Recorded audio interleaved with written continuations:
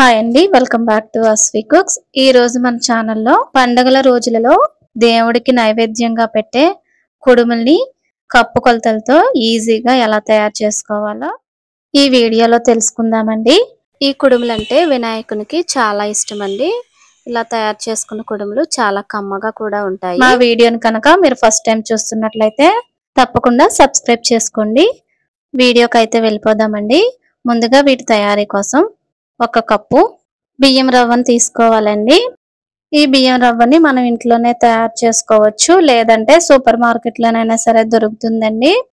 ఇప్పుడు స్టవ్ పై బాండి పెట్టుకుని 2.5 కప్పుల నీళ్లను వేసుకోవాలి. 1 కప్పు రవ్వకి 2.5 కప్పుల నీళ్ళు అయితే సరిపోతాయండి. ఇప్పుడు ఈ నీళ్ళలో ముందుగా నానబెట్టుకున్న 2 టేబుల్ స్పూన్ల శనగపప్పును వేసుకోవాలి. 1/2 స్పూన్ జీలకర్ర, రుచికి సరిపడా ఉప్పు వేసి ఈ వాటర్ని మరగనివ్వాలి. వాటర్ ఇలా మరుగుతున్నప్పుడు 1 కప్పు బియ్యం రవ్వను వేసుకోవాలండి. ఈ బియ్యం రవ్వ వేసిన తర్వాత ఉండలు లేకుండా బాగా కలుపుకోవాలి. ఇలా కలుపుకునేసరికి ఈ రవ్వ ఇలా కొంచెం దగ్గర పడుతుంది. ఇప్పుడు స్టవ్ సిమ్ లో పెట్టుకుని మూత పెట్టి మరి కొంచెం సేపు ఉడికించుకోవాలి.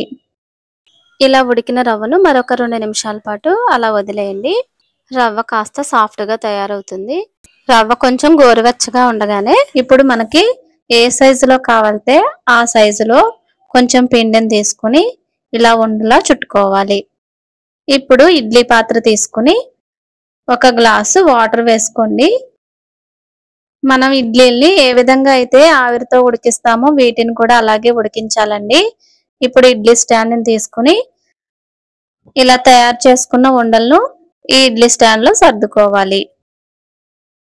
ఇలా ఉండలన్నీ సర్దుకున్న తర్వాత మనం స్టవ్ పై పెట్టిన ఈ ఇడ్లీ పాత్రలో ఈ స్టాండ్ ని జాగ్రత్తగా పెట్టుకోవాలండి. ఇలా పెట్టిన తర్వాత ఒక 10 నిమిషాల పాటు మీడియం ఫ్లేమ్ లో ఈ కుడుములను ఉడికించాలి.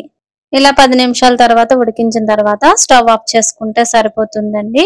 కుడుములు రెడీ అయిపోయినట్టే. చాలా సులభంగా ఈ కుడుములను అయితే తయారు చేసుకోవచ్చండి.